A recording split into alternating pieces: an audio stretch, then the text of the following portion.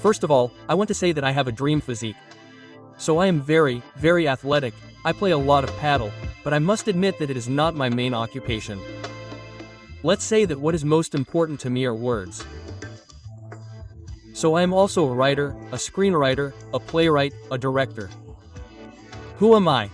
I ask myself.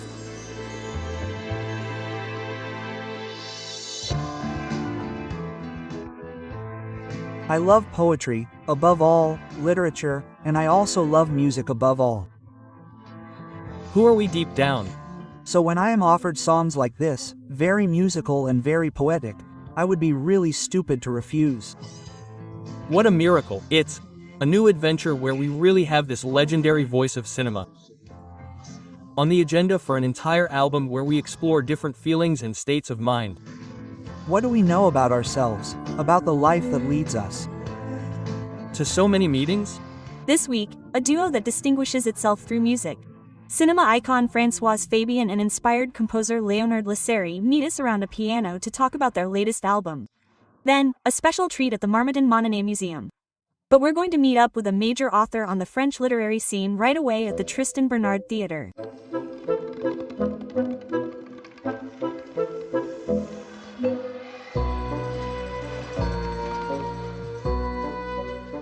Hello, David F. Canu. Hello, how are you? Good, and you? Well, great. Good to see you. Well, me too. At the Tristan Bernard Theatre, and obviously it's no coincidence. Does coincidence exist? Question. That's a good question. Well, not today because we had an appointment, huh? You just happened to be here. I don't think so. And then Tristan Bernard. Yes, that's because play number 2 is currently being performed. It was adapted from my novel, The Story of the Harry Potter Casting. At the time, I read that the casting director said that they had auditioned hundreds of young actors and that in the end there were only 2 left. They hesitated for weeks and finally chose Daniel Actiff, as you know. And so, the play and the novel tell each other's story. Not only is it a terrible failure for a 10-year-old boy, but we also see how he tries to overcome and escape Harry Potter for a while. So what does this theatrical adaptation bring to your story? What moves me is that a lot of young people come to see the show. It's true that it works very, very well. There's a festive, fun side to it, and then there are lots of romantic situations. We weighed up the pros and cons, and it wasn't him. That's it. It was the end of normal life. It's crazy. You look just like her. This is official. You can have an autograph for both of us.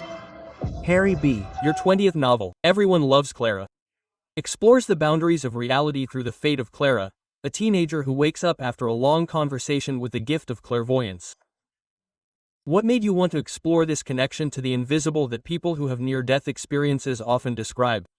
Exactly, it's true that it's a subject that fascinates me. It fascinates me perhaps because I had a near-death experience when I was 16 and spent months in the hospital, and it's true that it made me quite mystical, to have been between life and death. So I love numerology, astrology.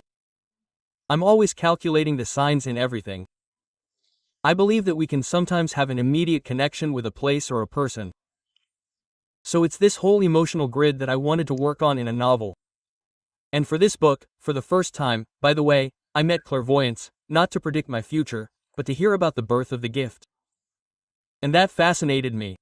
Well, I have to ask you the question since you mentioned it. At 16, you had a serious illness that confined you to bed, to the hospital. Did you yourself develop this gift of clairvoyance? Well, it's true that when I finished this book, I realized the personal part, that is to say the unconsciousness that goes into writing books, because I hadn't realized it. But I'm talking about a young girl who is hospitalized for months and who wakes up completely different, with this gift of clairvoyance. And I had a near-death experience when I was 16 and spent months in the hospital. And it's true that, like all people who have been seriously ill, it propelled me towards another life, another energy. I became a second David Foenkinos at that point and I didn't develop clairvoyant gifts. I can't predict your future, I wish God would. But what I mean is that I at least started to have some imagination. This novel is also about the story of a writer who has run out of ideas. He hasn't written anything in over 40 years. It strikes me because you've won all the awards, you've been translated into every language, you've been wildly successful, and you're always interested in the figure of the writer who's lacking inspiration or who sells 3 books in your novels. Why? It's true that this isn't very autobiographical because I publish almost 1 book a year, I'm becoming completely insane when it comes to writing. Whereas this writer who leads writing workshops in a rather strange way with lots of fantastic theories, published a novel in 1982, a somewhat mysterious, cult, out-of-print novel. A bit like the one that everyone is looking for because it says in my novel that maybe by reading it we'll understand the key to his renunciation and then nothing more. But where you are right, it is true that I realize that very often, I let myself be drawn to characters who are a bit withdrawn in the shadows, the number twos. But what interests me is not to leave them like that. Fortunately, we are not going to tell you everything, but perhaps thanks to the meeting with Clara, something will awaken in him. So, there are other recurring themes in your work. I am thinking in particular of reconstruction, thwarted love, art, the beauty that can emerge from chaos and a second life. Why is the idea of a second chance so important to you? I think it is clearly linked to my own destiny, to what I have experienced, and so it took me a while to understand it, even though I felt like I was writing very different books between Charlotte, Delicacy Towards Beauty, and this one.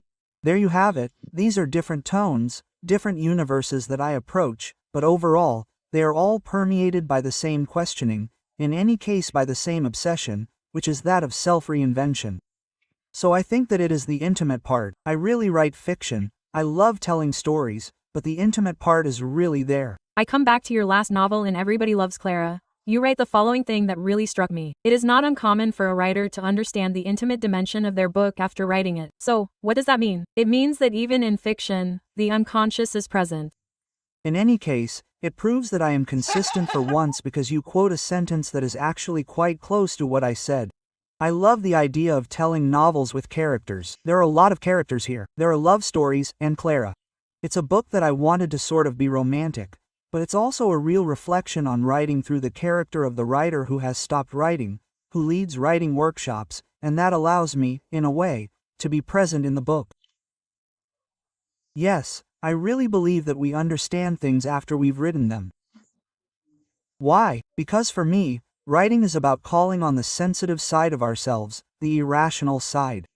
I also say at one point in the book that I'm ultimately going to look for the reasonable side.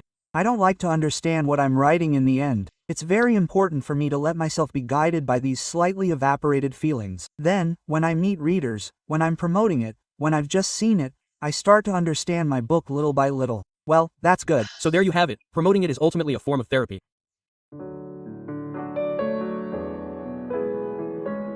Let's meet an inspiring duo. Françoise Fabian, an icon of French cinema, and Léonard Lasserie, a multifaceted composer, have created Le Dune Rendezvous, a sensitive album with poetic and cinematic overtones. The two artists share their love of words, emotions, and music with us. I was a child when my voice soothed my sudden disarray. The daily lives of children were like a dream. I felt so good there. Hello. Hello, we are lucky to be present at the rehearsals for this second album, which has just been released, composed by you, Léonard. How did this album come about? What was the impetus? Oddly enough, Léonard came to me with Elisa Point, the one who writes his wonders, and she told me that she was inspired by a film I made with Maurice Renette called Raphael or the Debaucher. She told me about Raphael and luring him into singing. They were both at home. We said, "We made this song for you. What do you think?" I said, "That's lovely, that's great. I'm really touched that you wrote this song for me." I said, "What are we going to do with this song?" "It's a song that should be on an album." It's true that François inspires us a lot. We obviously really wanted to. And there you have it, they tricked me into coming up with a song, and you leave with how many tracks? That's it, with 10 tracks. 10 tracks. This album has something intimate about it. Do you feel like these songs are talking about you indirectly? Yes. Why? They are heavy in their lyrics and intentions, but very light in their music and voice. Léonard, you composed for Fagard, for Charlotte Rampling, for Françoise Fabian. What appeals to you so much about the voices of these actresses? It's their tone of voice, their presence, and it's true that composing an album for them that suddenly becomes a kind of personal diary for these women who have played so many roles, we have the impression that we are spending a moment with them. It's not a role, but these actresses that we have never seen in their own role in principle.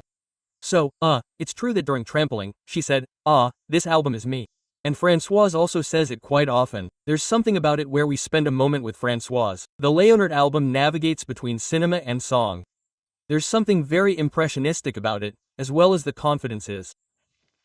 How do you see your work as a crossroads between the arts? It's the crossroads because it's true that in my songs there is, without meaning to, a touch that is often described as cinematic. The songs of Say It could be film songs, but when they meet an interpreter, a legendary voice from the cinema, well, it's true that all of a sudden we have a mix. It's song, it's cinema, it's something a bit of a UFO when there's something extraordinary in these songs. It's an intense nostalgia. an intense nostalgia. Are you nostalgic? Does it sound like you? Yes. It sounds like me. Are You nostalgic? Yes. Always have been. Always have been and increasingly so.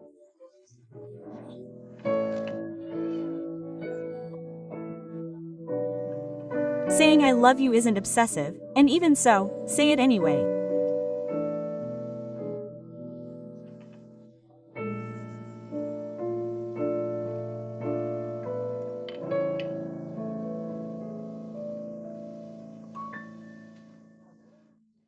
Mr. Marmaden invited us to an unexpected dialogue between Bert Morisot and Françoise Petrovic.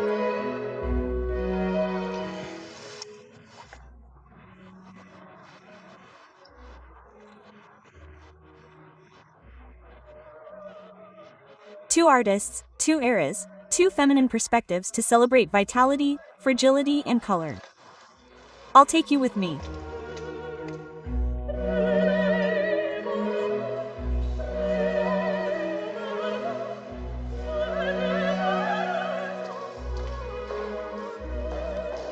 Hello, Françoise. Hello. So, first of all, tell me what you felt when you discovered Bert Morisot's works in this place so intimately linked to his legacy. So, I knew Bert Morisot's works, I admired them. I also rediscovered all these archives, the photos which are very beautiful, and then I finally settled on a slightly different work, a hollyhock garden in Bogaville. And so you established a dialogue with it. You were asked to choose a work and you chose these hollyhocks. Why? Ultimately, what I liked was that it was a painting that wasn't completely authoritarian, very well framed, very well composed. It was almost a vision like that, a little bit escape like that, of a landscape. And then it's a garden that isn't completely a garden. You feel that there's a landscape behind it, it's clutter, there's a piece of chair, a tiny bit of a watering can. So there's something a bit very, very fleeting. I liked it. So, you didn't try to illustrate or copy Bert Morisot, but to prolong a feeling. What freedom did you have in this dialogue? Yes, so, I also chose this painting because it was, for me, very open. That is to say, there was something almost unspoken, very strong. It's a bit contradictory, but it allowed me to, in the end, it's as if you turn your head and suddenly you're in a field of sunflowers, as if the garden opens up into the countryside, and then I was able to create what I call my large portraits, flower portraits. When you work as you do with ink, with washes, the floral effect is inevitably not the same. It's true that ink allows me to. It's a technique that for me doesn't allow for second thoughts. So that means it's not a painting, there's no rework, there's no drying. If you mess up, you've completely messed up, and so you have to accept a lot of things and let things come, so that they diffuse by capillarity, so that they extend, and then it almost creates the petal all by itself. In the end, did you mess up a few or did it go well the first time? In the end, I did the new ones that I kept.